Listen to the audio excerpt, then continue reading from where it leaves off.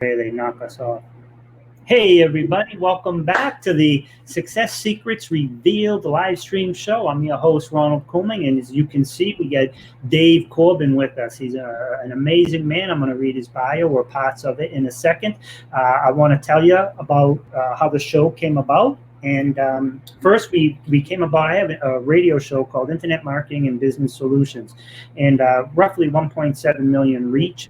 Was a weekly show. It still is, but since COVID's going on, they are only they're not manning it. They're just running reruns. So I kind of pivoted a little. I still wanted to give back and bring on great guests. I mean, we could still just use those reruns, but I wanted to bring on people that could talk to us now about what's going on now, how people can navigate through the world as it is now, not necessarily how it was 2 years ago from some of those other great interviews.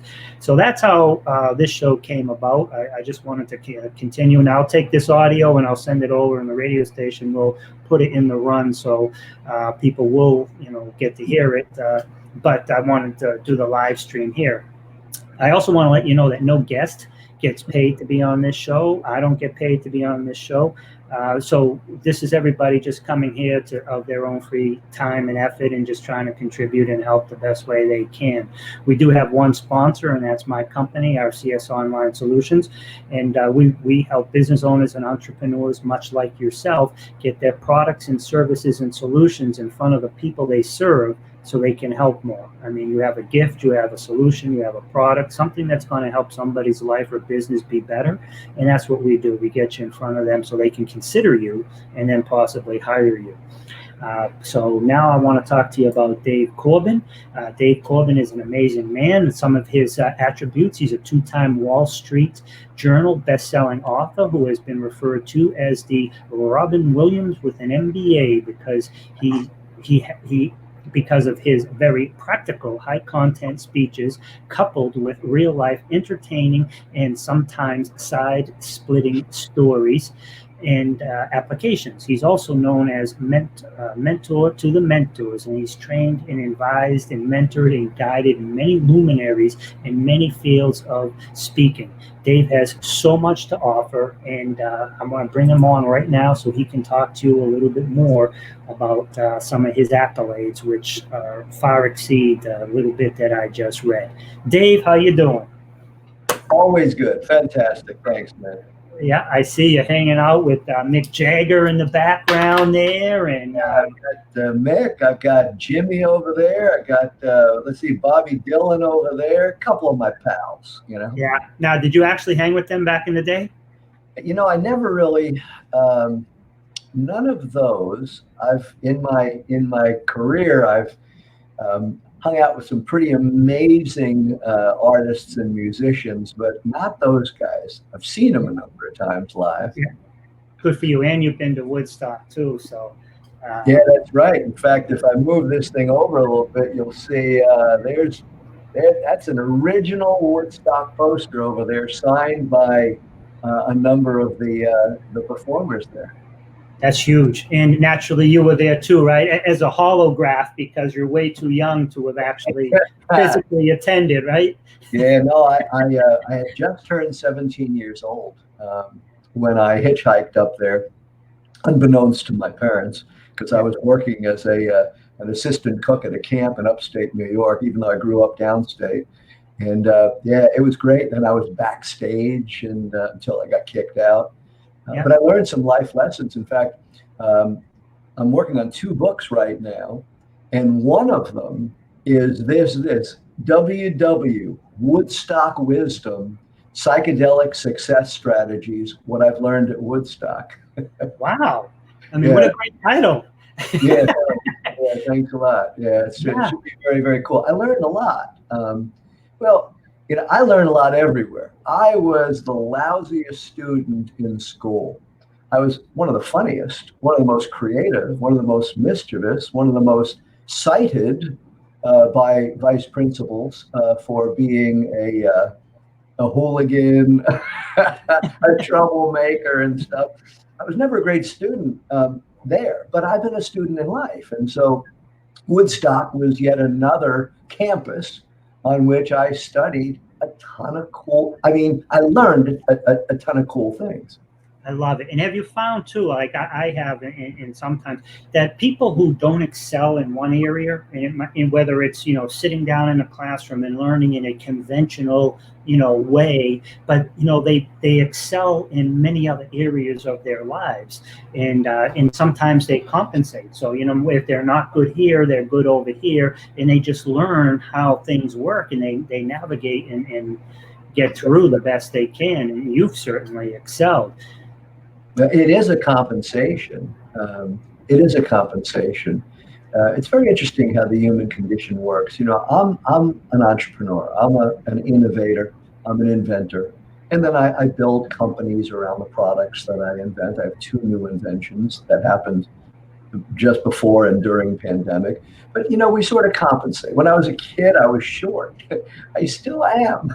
I would compensate with my words. And sometimes with my fists when we were, in gangs back then, and with humor. That's a form of compensation. Stevie Wonder, he was actually sighted for a short period of his life, but his ear, he was actually able to see for a short period. But his ears and his other senses then, of course, compensate.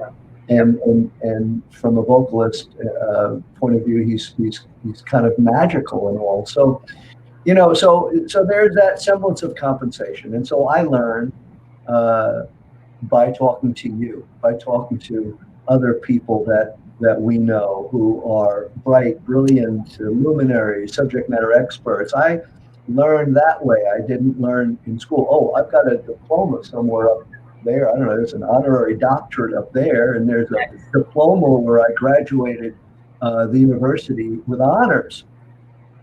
But I wasn't a typical student, nor are most innovators or subject experts. We learn our way. It's really funny because I'm doing some work with right now. In fact, I'll be with him today. Academy Award winning movie star. He was in Jaws. He was in Goodbye Girl. He was in The Graduate. He was in, a whole lot of very cool movies. His name is Richard Dreyfuss. And Richard, we're working on a project, a very exciting project that I don't have to get into right now, but it has to do with civics and teaching about civics. In any event, he was talking about this book and blah, blah, blah. And I said, well, he said, I don't remember the author. And I said, what? That sounds like Howard Gardner from Harvard. He goes, oh my God, yes, that's who it was. Howard Gardner from Harvard University. How do you know that? I said, I'm not sure. I certainly didn't learn it in college. But I do remember he said this, and this is apropos to what you just said, Ron. He said, it was Howard Gardner who said, don't ask how smart that kid is. Ask, how is that kid smart? Wow. Mic drop on that one. How is that kid smart? He sucks in school and he's not doing well in math. But if you ask him what the stats are to any NBA player and how to figure out those statistics, boom, he's got it nailed. But he sucks in math? I don't think so. You know what sucks? Is the teacher's ability to reach that student. The teacher's ability to reach that student. Yeah. And I have no regrets per se about not having teachers early in my career, or even my parents talking about education, how, why, where, etc. I don't have any regrets. I picked it up myself. And as Frank Sinatra says, I did it my way. I love it. And you're from New York too. I like to joke with you once in a while. How do I get the Vinnies, man? I want to get a dog. How do I get the Nathans? Yeah, exactly. I want to go to the island. I want to get a dog. You're all right. Yeah. So, but I think the entrepreneur, the innovator, needs to applaud herself, celebrate herself for creating and developing new things in new ways. But mark me on this. Do not stop learning. Continue to learn, however and wherever that is. Well, Hey, David Corbin, you're preaching to the choir. They're on this podcast. They're listening to this conversation. Yes, and keep doing it. Turn up the volume, as they say in Spinal Tap. Turn it up to 11. Turn it all the way up. Keep learning, baby. I love it, and that's so huge, especially like if you're a business owner or an entrepreneur, you have to innovate. And if you don't make your own products obsolete, somebody else will come along and do it. So you have to constantly be adding value. I love how like people like Alex Stern, when he talks about his pillars of success, at first I couldn't really relate to it because it was just so huge, right? But then when he broke it down to, you don't have to be the one to create the entity, the thing. Just find something that you could maybe do better, like let's say Airbnb or Uber or Lyft. They already found something that existed, but there is a way to do it better. Or if there is an existing product or service out there and there is one part that is just inconvenient to the client, and you can then have an add-on service, the bigger company will either hire you as a vendor, or you could just sub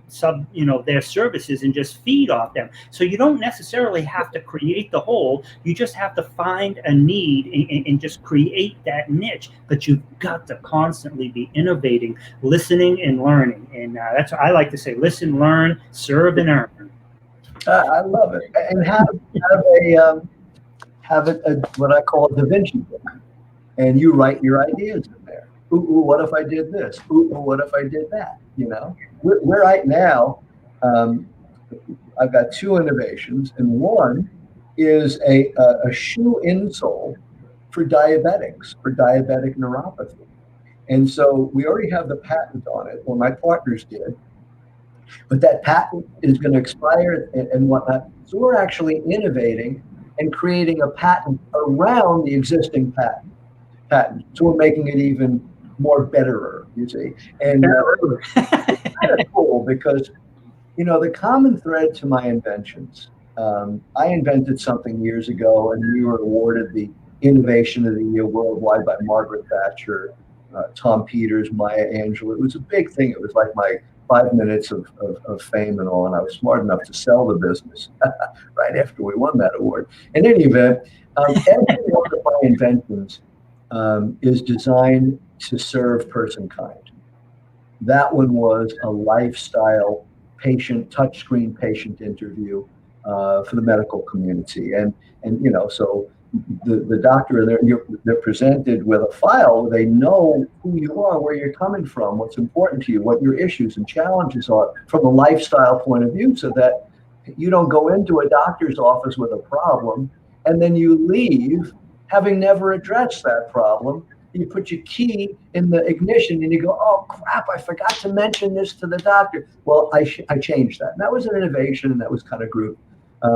Most recently, I invented the rejuvenation station, which you and I talked about, for emergency departments, because emergency departments, they have the highest turnover in the hospital. People leave the hospital, doctors and nurses, because of the stress and the tension. And then sometimes they don't only leave the hospital, they leave the field. So we invented something, and it's taken off like crazy. And 4 months of clinical testing completed in the emergency departments right before this thing called COVID hit. You can't make this stuff up. It's bizarre. And it was designed to solve that $4.38 billion turnover problem, let alone medical error. So all of my inventions are designed to serve person kind. This latest one, it's a shoe insole for diabetics. Diabetics often have this thing called neuralgia, diabetic neuropathy, where they can't feel on the bottom of their foot. If they step on a nail, they become septic, and that's when they end up cutting, the toes off and the ankle off. Happened to my grandmother, happened to my business partner's family and stuff like that. So this has a stainless steel base and whatnot. And it's going to keep diabetics moving. They're afraid to walk, moving, because if you don't move, you die. So this all comes from observation, connections with others, Yeah, I mean, I just freewheel to so many. I wrote a book that made the Wall Street Journal bestseller list just months ago, and it was talking about the importance of connection, the importance of breadth and depth of knowledge, the importance of sense of humor, and those sorts of things. So put it all together, get off your ass, think of something cool, serve person kind, make a shit pot of money, and take that money and do good stuff with it. I love it, man. I love it, and it's so interesting that you the whole thing with the diabetics and not being able to walk. I mean, it's also their quality of life and everything, but helping them, you know, it probably extends their life too because now they're getting exercise, but their quality of life, you know. But seeing that need and filling that niche. Now that need was there, you know, long before you saw it, but you came along and you saw it opposed to someone else just because of the way you've trained your mind to see situations. So I love that, and it just gives back. And also this chamber that you talk about, you're right, you got done with the trials right before COVID. So how has that been? How's that? That must, because especially in New York and some of the East Coast, when that first hit, I mean, it was devastating. Now it's, you know, it's still an issue, but it's not as problematic as it was, or, you know, at least that's my understanding. But back when it first hit, especially in New York, I mean, have you implemented or have these been put in place over there? Because those medical professionals, I can't imagine what they went through. Yeah. So funny, I got this hat here. Sometimes we're on my boat. It says "I'm in control." I think it says that. Yeah, it says "I'm in control." Well, guess what? That's an illusion, baby. And in New York, it's still not a good. There's not a hospital today. Now remember, we did research in emergency departments before COVID existed, and that massive problem existed before COVID. So I promise you, it hasn't gotten better since COVID. Yeah, it had to have gotten significantly worse. Exactly. So right now we have 20. Let me see. We have 19 units being shipped out to 19 different hospitals in New York City. And we're shipping an innovation on our innovation. It is a pod. It's a privacy pod that you walk in, you open the door, you sit down, it's spa-like, it's isolating, it's very groovy, it's got a touch screen. If you go to Rejuvenation Stations, plural, rejuvenationstations.com, you'll see what it is. And so that you select whatever journey you want to take. It's video nature, anywhere from 3 minutes to 10 minutes. The video is created by an Emmy Award-winning videographer, and then we have an Emmy Award-winning music scoring expert. So you sit in there and you go in there with your crazy roles and goals, and you emerge in touch with your soul. And that's kind of cool. It was a $20,000 bill to the hospital. Not a big deal for a hospital, dollar and cents wise, but to ship it and build it was kind of a pain in the ass. So we said, well, how could we innovate on the innovation? And and you can see it on rejuvenationstations.com. We created the RS Go, Rejuvenation Station Go, which is a kiosk sort of on wheels, and you use a Bose noise canceling headset and choose your journey to the same stream. And it works the same way, and it's only $3,500 to the hospital. So Wow. A fund in New York that supports hospitals in New York, the Tisch Foundation, you're gonna believe this. You know, I'm known for a book called Illuminate, right? The foundation is called the Tisch Illumination Fund. What?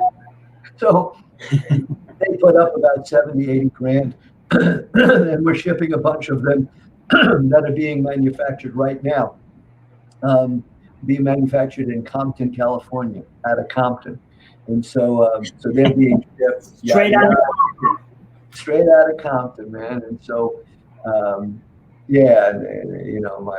my manufacturer is another amazing story. Victory Display. They are a pure entrepreneurial organization run by two well, run by or owned by two amazing, hardworking, and humble entrepreneurs.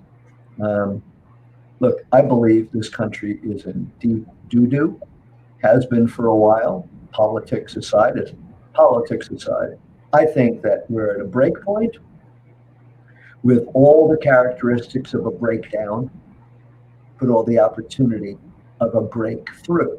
And I think it's the entrepreneur. No, strike that. I know it's the entrepreneur that's going to continue to build this country to massive greatness by creating economies and jobs and the like. It's the entrepreneur, baby. Yeah. My manufacturer's one, I are one, you are one. Yeah, I love it. And it's so important too, because we need solutions. And you're right. Politics aside, it doesn't really matter. I mean, people are hungry. People need to eat. People need a place to live. I mean, at our fundamental level, we're all pretty much the same. And without the bureaucracy, without the boardrooms, without all that stuff, the entrepreneurs are the ones who can just get out there and just come up with some type of an idea, and dozens of them, and it'll be different ideas, and it will work for some and it won't work for others. But the whole process of change, I mean, we're changing anyhow, right? So you either change with it or you're going to get left behind. But I love, you know what I mean? So change is inevitable. Yeah. Except in vending machines, then it doesn't always come. But here's something I wanted to tell you. Something you don't know about me is that I was an SEO expert well before you were. You were, probably because you were born before me. I'm only 29. Well, let me explain. A million years ago, when I was a poor kid in college, I needed a job. I needed work. I was directing a counseling center. I was working. I was a student. I was teaching a course at the university, but I needed money. So I created Dave's Repair Service. Dave's Repair Service. Odd jobs, repairs and installations, carpentry, electrical, plumbing, and painting. And I put an ad in the back of the newspaper in Buffalo, New York, where I was attending the university. And it was under situations wanted mail, odd jobs, and it went on. However, I realized that it's alphabetical. So I became an SEO expert. I changed it to any odd jobs. Wah! And I was at the top of the list, brother. Or AAA odd job services done for you. Could have done that if I needed to, but I am the grandfather of SEO because I said any odd jobs. I never told you that. So you could thank me for creating an industry that you are one of the best at. I am so grateful for that. But you're right, because I can remember when I first started, and even it wasn't too long ago that directories and stuff were still alphabetical, and people were, I remember even like 11 years ago when I was changing the name of my company, one of the considerations was, should I put down AAA computer repair, AAA online service, whatever it was, right? Because of the indexes and the directories that were out there. So good for you. But good for you more so, not so much that you did it. I mean, that was great that you did it. But the important thing was that you saw it. You saw, you were able to see what was happening and you changed it. Because the other people who were the C, D, E, F, G, and H's, right, they didn't see it. And that's why you were above them. Yeah, it was kind of cool, man. I was making $100 a day back then, which was a ton of money. And I had, not only did I have a motorcycle and a bread truck, with the sliding door, which was, it was kind of cool. But I also had the best pot. I mean, back then, I don't smoke it anymore. Now that it's legal, it's no longer interesting to me. Yeah. Unlike President Clinton, I did inhale, but that was then and now is now. But it was definitely cool to have a bunch of money, because money gave me the freedom to direct the counseling center, which, like this program for you and me, isn't paying anything. Studying in college, that cost me money. Teaching a class at college didn't pay me anything. So having that money gave me the freedom to buy my motorcycle, buy my cars, and all. And today, having a lot of money gives me the freedom to not just invent and serve the world, and to live a big life, which I do. Um, I've got a great life, just a magnificent life, but it gives me an opportunity to help and serve others, invest in other businesses. Um, and money, which I thought growing up as a patriotic war protester, not a war protester that burned flags or dissed this country, but as a patriot, as an engaged citizen. Um, I grew up in that regard thinking that money was bad, Ah, that money equaled napalm and bombs on babies. How bizarre is that? I had this conversation with Alec, actually. But I come to realize that money is good. It gives freedom, freedom from fear, freedom from want. Um, and it's energy, and it's to be exchanged. So any entrepreneur out there, um, know this, that errant assumptions are the root cause of most business failure. Test your assumptions. Read my book, Illuminate, where you're taught to face, follow, and fix issues. That you can't solve everything you face, but you can't solve squat unless you face it. Face, follow, and fix it. Take action. Conserve cash. Spend it where you need to. But when you start thinking, I need to hire somebody for that, or hire somebody for that, and get a coach or get a mentor, first ask yourself, what is it that I need? What do I really need? And what assets do I already have in that regard? And then look and see what you still need. And then go out and maybe seek counsel for those who might be able to close the gaps from where you're a 3 and you want to be a 6. Entrepreneurs, get serious. There's no time to waste. I love it. Time to waste. I love it. And you've mentored some really high up there. I remember it was so funny when you told the story about your mom saying, she said, I think he's in the mob. I don't know what he does. And but you've Fortune 500s or even at Fortune 50s, if I'm correct, right? Yeah, I've worked with some amazing people, and the common thread is that so many of us are so busy doing it. We're not stopping to look and ask ourselves, if the business had a voice and could speak to us, what would it tell us that we need to do? What areas of the business would the business say you need to attend to? And then we could measure ourselves on our abilities to deliver to that. In one area we can deliver, we're great at marketing or sales. In another area, maybe accounting and finance, we kind of suck. So if on a scale of 1 to 10, I'm a 3, I want to at least be a 6 so I can hire or delegate the right person and keep them honest in that area. So that's performance gap analysis. I teach that. In fact, I'm going to give a gift. Ron, you asked earlier, you said, do you have a gift you can get? Yeah. If someone texts to 55678, Yeah. And they text DMC2, and I'm sure you'll help them with this, Ron. Text the DMC2, DMC, David Mark Corbin, DMC2. They'll get a copy of a book that I'd written, and it talks a little bit of performance gap analysis and other things. It's called Psyched on Service, and there's also a workbook that I put on that so that you can get that as well. The point is, self is introspect. Look inside,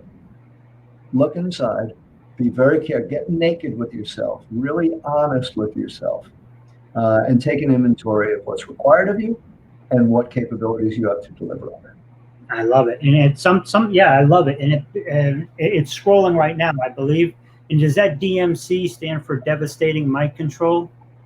Absolutely. That's what my parents had in mind when they gave me that. I remember Daryl. It was Daryl, Mike, and the group DMC. Remember? And that's what they said. Yeah, DMC. Control. Right. But the capital of the United States was named after me also, Washington, D.C. Yes, and but it's funny that DMC is also your initials. You know what I mean? Yeah.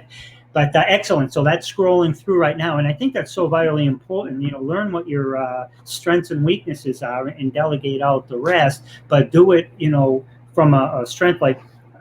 If I delegate this, what's the actual return? I mean, for me, one thing I've learned is never. I don't focus so much anymore on the ROI, the return on the investment. I mean, that's always important and that's always a figure. But for me, what I've been focusing on for the last few years more so is the ROR, that return on the relationship.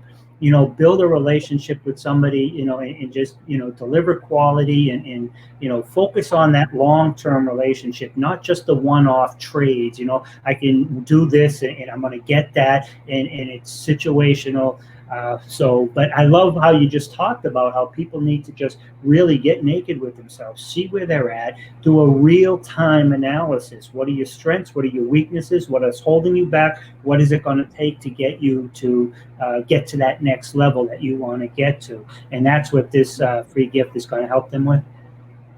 Yeah, it is. You know, the SWOT analysis, which you were sort of referring, the strengths, weaknesses, opportunities, and threats. You know, what so many people do is they focus in on their strengths, you know, and opportunities, but they ignore the weaknesses and threats. So they kill the W's and T's and they just stay with the S's and the O's and the S's and the O's, the strengths and opportunities. They say, when you focus on the S's and the O's, you end up with a so-so business. And you don't want so-so. You want excellence. You want superb. You want magnificent. You want big, you know, big in all aspects. And I also want to say, you know, they talk about ROI. Yeah, you're right. But what's often missed is ROTI, ROTI, which is return on time invested. Return on time, yep. Looking at that, because that is an asset that is, it cannot be replaced. You know, there's a bank of sustainable abundance, which is ideas and concepts which you can withdraw and never deplete the resources, right? That's what we talk about in a movie we did years back called Pass It On. Great movie. It's a great movie, and it's free now on YouTube. Pass It On. And I host that movie, and I take you through a bank with vaults, and each vault has wisdom. WISH, wealth, inspiration, success, and happiness. And you could, this bank, you could take as many withdrawals as you want and never deplete their resources, which is why we refer to it as the bank of sustainable abundance. And inside the vaults, oh my God, inside the vaults you got Greg Reed, Mark Victor Hansen, Les Brown, Brian Tracy, Congressman, the president of Southwest Airlines, Mario Lopez, all these people in the vault giving you wisdom, you see? And you know, it's this wisdom that keeps organizations and nations flourishing because it's wisdom that's passed down sort of through the ages and generations. Pass It On. It's a very cool movie. I love it. I'm going to watch it later today. But I really like that about your time, ROT, return on time. And I know I've talked to people about time opportunity and loss of time. And, you know, if you're doing this and you're not doing what you're great at, you know, you've lost that time, what you're going to develop. So I've talked around that. But the way you just phrased it is so much better. And because it applies to, like, you know, for me, too. I mean, if I'm spending time watching a video, at the end of the day, you know, and I'm learning this or that, am I learning? Is it worth my time, or should I be doing something else? And you know, Laurel, she's funny. She'll talk about you shouldn't even be doing your own laundry or your own ironing, because you can get somebody to do that for minimum wage or close thereof, and you can take that 10 hours a week and you can do something far more productive with it, right? So I love ROT. So let me say this, because, you know, I always take exception to some of my dear friends, and let's say Laurel, for example. Well, I think she's right. If you know, changing your oil or doing your laundry and stuff, you could pay someone to do that, unless unless you enjoy doing it and it Oh, fulfills you. absolutely. Yep. Now, if your goal is to just make money, well, then at, it depends on what you charge. I charge $5,000 an hour with some people. That seems like a lot of money. Surgeons charge more. Um, but if you earn, let's say, $100 an hour, and you could pay somebody $15 or $20 an hour to do your laundry, now you're up in that $80, and that's great and groovy. Unless that's if money is the object. For me, the goal is joy, happiness, peace of mind, satisfaction, love, contribution, and the like. So I love this pandemic. Forgive me as I say this because it sounds crazy and I've lost loved ones, but this is my favorite pandemic. Now that sounds nuts. And I don't feel guilty about enjoying my time in this pandemic. I don't think God wants me to feel guilty. In this pandemic, I have been a full-time ranch hand at my house here.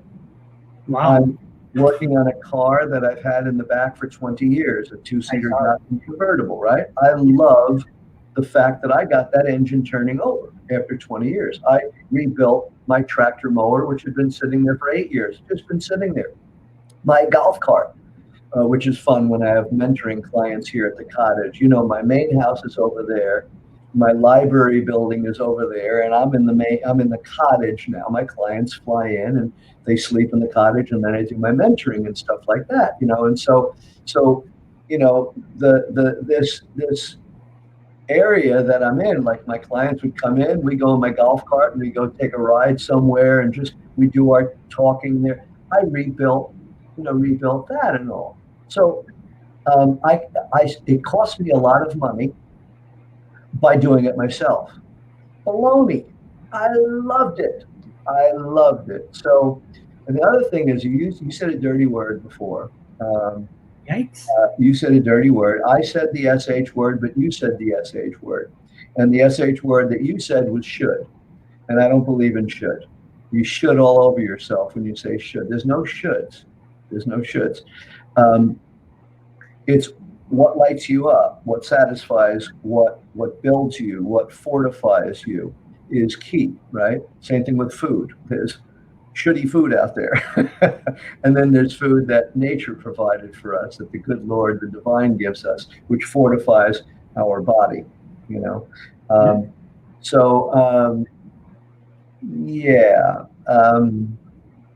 I get it with regard to, hiring people to do those things for you unless it's something that you enjoy doing. I actually like doing laundry, but my wife won't let me.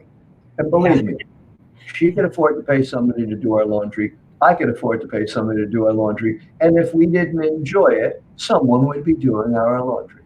But she does the washing, I do the folding, and we enjoy it. We make our own bed, and we enjoy it. The two of us, it sounds silly, but that's part of our ritual. Just like at the end of the day, our ritual is sitting down outside. We have a living room outside with a TV, because at night we like to watch our Netflix at night. But we sit there and we talk about 3 things that lit us up during the day. We take turns. She gives one, I do another one. And then we talk about whose day did we make and what's something that we appreciate about one another in that day. And we do that every day. It's a beautiful ritual. Rituals are magnificent, but it's not something you should do. It's something that blesses you. I love it, man. And that's a great thing too, because once you get into the shoulds, and I gotta check myself every now and then as well too. You could do this and you could do that. Once you get into the shoulds, it passes a total judgment on it. And if you're not doing it, then you're wrong, or you should feel some guilt, or you left something on the table.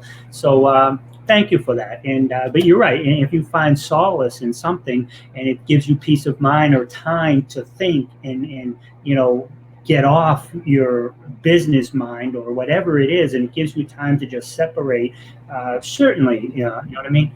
But so I love it, and I saw the car that you had. I saw it up on Facebook, and it looked nice. I like it. And so there's two of them, by the way. One is Irma, and she's painted up in old Woodstock kind of stuff, love and peace and whatnot. She's the one I'm working on. But I realized that by the time I got that done, it would become a job and a task that I did not want to invest that much time in. So I went and bought another one. I bought one that's completely restored. And I put that on my Facebook picture just yesterday. I love that boy. So his name is Obi, because he's ocean blue.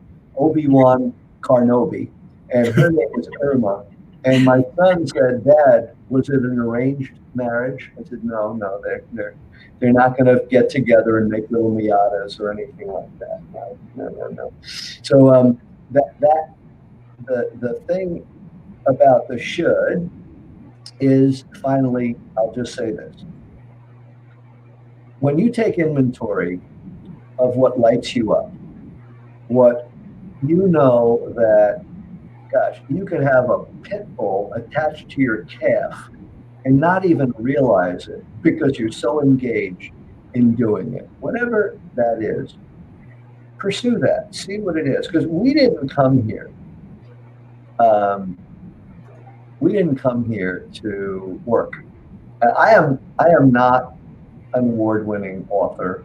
I'm not an award-winning inventor. I'm not a mentor. I'm not a business owner. I'm none of that. But I'm all of that. What I am is a spiritual being.